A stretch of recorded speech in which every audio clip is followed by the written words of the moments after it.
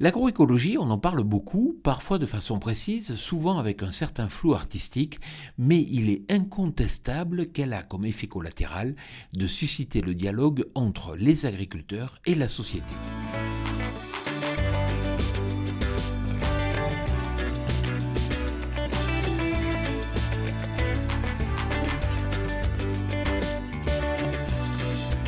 Cette semaine, je vous amène à la rencontre de Jean-Jacques Biteau, viticulteur à Sablonceau en Charente-Maritime. Jean-Jacques, pourriez-vous tout d'abord nous présenter votre domaine ? Alors le vignoble Biteau, c'est 30 hectares de vignes ici sur la Charente-Maritime, pas très loin de l'océan, 10 km de l'océan Atlantique.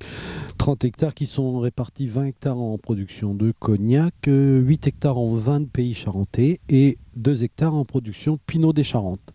Alors, on fait de la vente directe sur les vins charentais IGP, donc ça c'est du produit qui est consommable directement.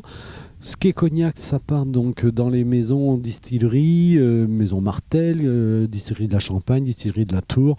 Voilà, on travaille aussi avec le cognac Otard. Enfin voilà, donc dans des grandes maisons, ça part à l'export. Le Pinot, c'est local, ça reste avec la coopérative viticole du secteur. Que faites-vous en matière d'agroécologie dans votre vignoble ? On a réduit les produits chimiques, on fait du désherbage mécanique sous le rang, on ensemence l'interligne. Après, le fait de faire de l'œnotourisme à la ferme, c'est important de montrer des vignes qui soient ensemencées. Les gens peuvent se promener dans les vignes facilement.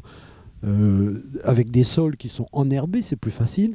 Et puis en même temps, c'est aussi un moyen de discuter sur notre travail que l'on met en place sans produits chimiques. Que vous apporte la certification ISO 14001 ? Alors on est ISO 14001 environnement depuis 2 ans, tous les ans ça évolue puisque la norme c'est une norme mondiale, donc tous les ans les critères changent et tous les ans c'est évolutif. Alors c'est vrai que dans notre démarche collective, puisqu'on travaille avec plusieurs producteurs, on est une dizaine autour de ce groupe à se rencontrer tous les mois pour pouvoir avancer sur des démarches.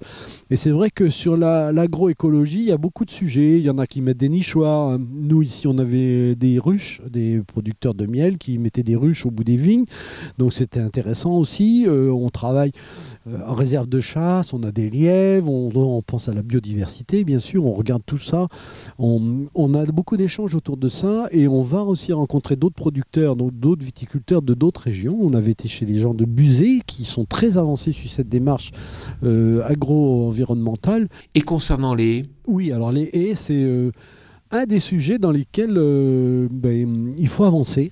Alors, nous, on a la chance c'est d'avoir des vignes qui sont autour de bois, donc ça on les maintient, donc tout ce qui est boisé est maintenu.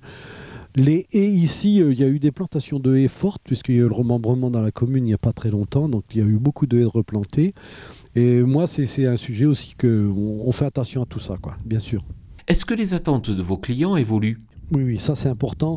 Les gens aujourd'hui sont sensibles à ce genre de démarche et on ne nous demande plus trop est-ce que le vin est bon. Donc ça dépend des goûts des gens, de chacun.